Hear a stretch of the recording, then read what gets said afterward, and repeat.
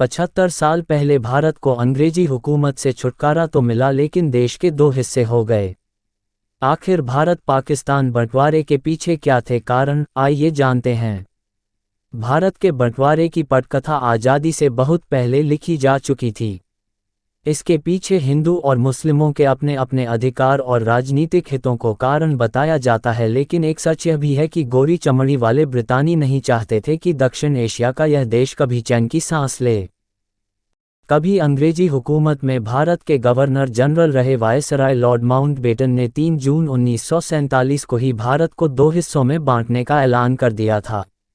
यही नहीं, उन्होंने रियासतों को स्वतंत्र रहने का विकल्प दिया, जिसके चलते कश्मीर की समस्या पनपी। माउंटबेटन ने कांग्रेस और मुस्लिम लीग के नेताओं से लंबी चली बात के बाद भारत के विभाजन की घोषणा की थी। मुस्लिम लीग के नेता मोहम्मद अली जिन्ना मुसलमानों के लिए अलग देश की मांग कर रहे थे। ऐसे पड़ गई थी विभाजन की नींव। इतिहासकार बताते हैं कि भारत की विभाजन की पटकथा की शुरुआत 1929 में तब शुरू हो गई थी जब मोतीलाल नेहरू समिति की सिफारिशों को हिंदू महासभा ने मानने से इनकार कर दिया था। दरअसल इस समिति ने अन्य सिफारिशों के अलावा सेंट्रल असेंबली में मुसलमानों के लिए 33% सीटों को आरक्षित करने की सिफारिश की थी। हिंदू महासभा इससे सहमत नहीं थी। मोहम्मद अली जिन्ना मुसलमानों के प्रवक्ता बन गए और कई मुस्लिम नेता थे जो बंटवारे के पक्ष में नहीं थे। मौलाना आज़ाद और खान अब्दुल गफ्फार खान, इमारत-ए-शरिया के मौलाना सज्जाद, मौलाना हाफिजुर रहमान, तुफैल अहमद मंगलौरी जैसे कई और लोग थे जिन्होंने मुस्लिम लीग की विभाजनकारी मानसिकता और राजनीति का विरोध किया था। मुस्लिम लीग भारत के बहुसंख्यकों पर वर्चस्व का माहौल बनाने का आरोप लगाती रही और अल्पसंख्यकों को असुरक्षित बताती रही। इसके पीछे कांग्रेस में शामिल हिंदू समर्थक और हिंदू महासभा के नेताओं द्वारा भारत माता की जय, मातृभाषा और गौमाता को लेकर नारेबाजी को भी कारण बताया गया।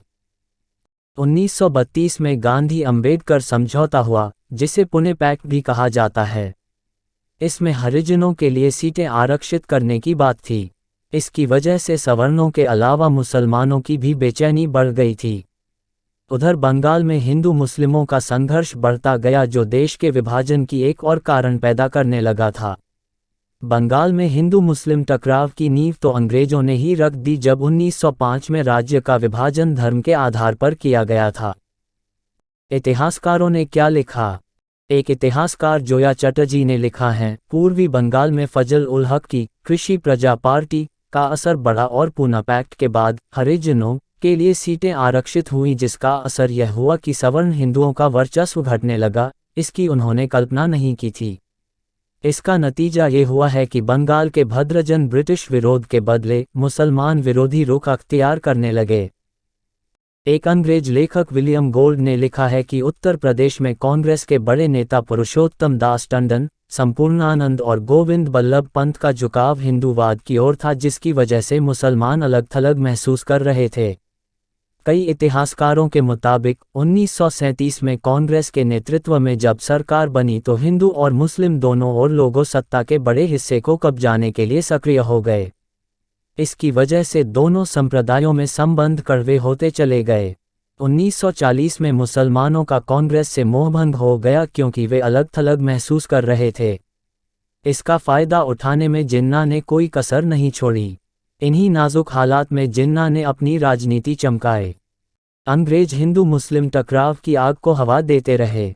1942 में भारत छोड़ो आंदोलन के चलते कांग्रेस लगभग सभी बड़े नेता जब जेल में डाल दिए गए तो मुस्लिम लीग और हिंदू महासभा के सत्ता लोलुप तत्वों को और सक्रिय होने का मौका मिल गया। डिकी बर्ड प्लान जब ब्रिटिश संसद में हुआ पास। 3 जून 1947 को माउंटबेटन ने भारत के बंटवारे की प्लान पेश किया। 18 जुलाई 1947 को ब्रिटिश संसद में माउंटबेटन के प्लान को पारित कर दिया। माउंटबेटन के भारत के बंटवारे के प्लान को डिकी बर्ड प्लान के तौर पर भी जाना जाता है। माउंटबेटन का कहना था कि भारत की राजनीतिक समस्या का हल करने के लिए आखिरी विकल्प विभाजन ही है। इस आदमी ने खींच दी थी सीमा रेखा। जमीन को बांटने के लिए ब्रिटेन से अचानक सिरिल रैडक्लिफ नाम के अंग्रेज को बुलाया गया। यह शख्स पहले कभी भारत नहीं आया था। कहा जाता है कि इस शख्स को भारत की संस्कृति, पृष्ठभूमि और लोगों के बारे में कुछ भी जानकारी नहीं थी। यहाँ तक कि उसे यह भी पता नहीं था कि पंजाब कहाँ है और बंगाल कहाँ है। रैडक्लिफ ने भारत और पाकिस्तान की सीमा रेखा खींच दी।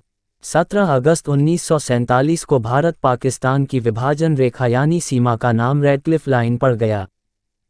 1.25 करोड़ लोग हो गए थे विस्थापित। विभाजन के बाद लाखों लोग अपने ही देश में शरणार्थी बन गए थे।